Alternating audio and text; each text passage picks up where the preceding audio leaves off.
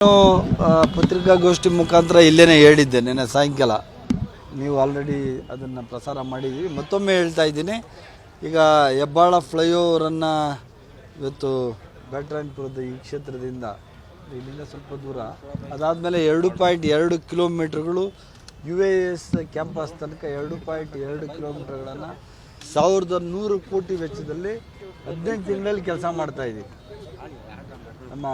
ಆವಾಗಲೇ ನಮ್ಮ ಮುಖ್ಯಮಂತ್ರಿಗಳು ಹೇಳಿದ ಪ್ರಕಾರ ಭಾಳ ಶೀಘ್ರವಾಗಿ ಕೆಲಸವನ್ನು ಮುಗಿಸಿ 18 ತಿಂಗಳೊಳಗೆ ಇದೊಂಥರ ಪೈಲಟ್ ಪ್ರಾಜೆಕ್ಟ್ ಥರ, ಇಲ್ಲಿಂದ ಎಲೆಕ್ಟ್ರಾನಿಕ್ ಸಿಟಿ ಥರ ನಮ್ಮದು ಟಾರ್ಗೆಟ್ ಇರೋದು 2 ವರ್ಷದಲ್ಲಿ.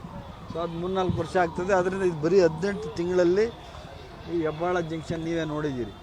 ಒಂದು ಸರ್ತಿ ಹೆಬ್ಬಾಳ ಜಂಕ್ಷನ್ನ ಕ್ರಾಸ್ ಮಾಡಬೇಕು ಅಂದರೆ ಸುಮಾರು 3/4 ಗಂಟೆ 50 ನಿಮಿಷ ಆಗ್ತದೆ, ಏರ್ಪೋರ್ಟ್ಗೆ, ಹಾಸ್ಪಿಟಲ್ಸ್ಗೆ ಎಲ್ಲ. ಈ ಹೆಬ್ಬಾಳ ಟನಲ್ ಆಗಿಬಿಟ್ರೆ 2-3 ನಿಮಿಷದಲ್ಲಿ ನಾವು ಈ ಕಡೆಯಿಂದ ಆ ಕಡೆ ಹೋಗ್ಬೋದು, ಫ್ರೀ. ಮತ್ತು ಈ ಮುಖ್ಯಮಂತ್ರಿಗಳು ಹೇಳಿದ್ರಲ್ಲ, ಫ್ರೀ 1100 ಕೋಟಿ ರೂಪಾಯಿ ವೆಚ್ಚದಲ್ಲಿ ಸರ್ಕಾರ ವೆಚ್ಚ ಮಾಡಿ ಅದಕ್ಕೆ ಯಾವುದೇ ನಾವು ಫೀಸನ್ನು, ಶುಲ್ಕವನ್ನು ಪಾವತಿ ಮಾಡಲಾರ್ದೆ ಫ್ರೀಯಾಗಿ ಹೋಗುವಂಥ ಮಹತ್ವಾಕಾಂಕ್ಷಿ ಯೋಜನೆಯನ್ನು ಇವತ್ತು ನಮ್ಮ ಸರ್ಕಾರ, ಕಾಂಗ್ರೆಸ್ ಸರ್ಕಾರ ಮಾಡ್ತಾ ಇದೆ.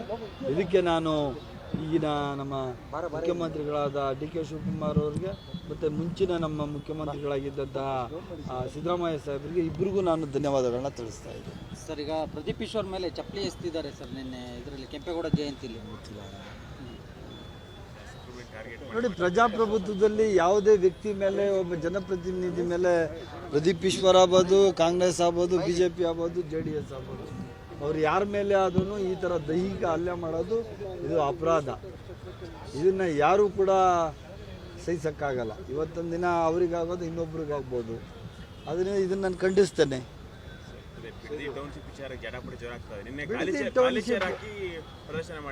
ಯಾರು ಮಾಡಿರೋದು ನೋಡಿದ್ರಲ್ಲ ನೀವೇನೇ. ನಿನ್ನೆ CM ಹೋಗ್ಬೇಕು ಅಂತ ಕಾನೂನು ಇದೆಯೇನ್ರಿ? ಏನು CM ಹೇಳಿದ್ರು ಅಲ್ಲಿ ಬರ್ತೀರಿ ಅಂತ? ಚೀಫ್ ಮಿನಿಸ್ಟರ್ ಹೇಳಿದ್ದು ಹೌದು, ಬರಲಿಲ್ಲ. ಚೀಫ್ ಮಿನಿಸ್ಟರ್ ಹೇಳಿದ್ರು ವಿಧಾನಸೌಧ. ಯಾವುದಾದ್ರೂ ಬೀದಿಲಿ ಕೂತ್ಕೊಂಡು ಯಾವುದಾದ್ರೂ ಯೋಜನೆಗಳ ಬಗ್ಗೆ ಚರ್ಚೆ ಮಾಡೋಕ್ಕಾಗ್ತದಾ? ಪ್ರಜಾಪ್ರಭುತ್ವದಲ್ಲಿ ಇದೆಲ್ಲ ಅಸಾಧ್ಯ. ನಮ್ಮ ಮುಖ್ಯಮಂತ್ರಿಗಳು ಹೇಳಿದರು, ಸನ್ಮಾನ್ಯ ಕೇಂದ್ರ ಮಂತ್ರಿಗಳಾದ ಕುಮಾರಸ್ವಾಮಿ ಅವರಿಗೆ, ಬನ್ನಿ ವಿಧಾನಸೌಧದಲ್ಲಿ ಇದ್ರ ಬಗ್ಗೆ ಚರ್ಚೆ ಮಾಡಿ, ಇದು ಪ್ರಸ್ತುತನ ಅಪ್ರಸ್ತುತನ ಈ ಯೋಜನೆ ಅಂತ ಹೇಳಿದರು. ಆದರೆ ಅವ್ರು ಬರಲಿಲ್ಲ. ಆದರೆ ಅಲ್ಲಿ ವಿತೌಟ್ ಇದು ಹೋಗಿದ್ದಾರೆ. ಅಲ್ಲಿ ನೋಡಿ, ಈಗ ನಿನ್ನೆ ನೀವೇ ಎಲ್ಲನೂ ವಿಜುವಲ್ಸ್ ನಾನು ನೋಡಿದೆ. ಹೇಳಿ, ನೀವೇ ಹೇಳಿ, ಅಲ್ಲಿ ಯೋಜನೆ ಪರವಾಗಿರೋರು ಜಾಸ್ತಿ ಇದ್ದಾರಾ, ವಿರೋಧವಾಗಿರೋರು ಜಾಸ್ತಿ ಇದ್ದಾರಾ? ವಿರೋಧವಾಗಿರೋರು ಭಾಳ ಕಮ್ಮಿ, ಪರ ಇರೋರು ಜಾಸ್ತಿ.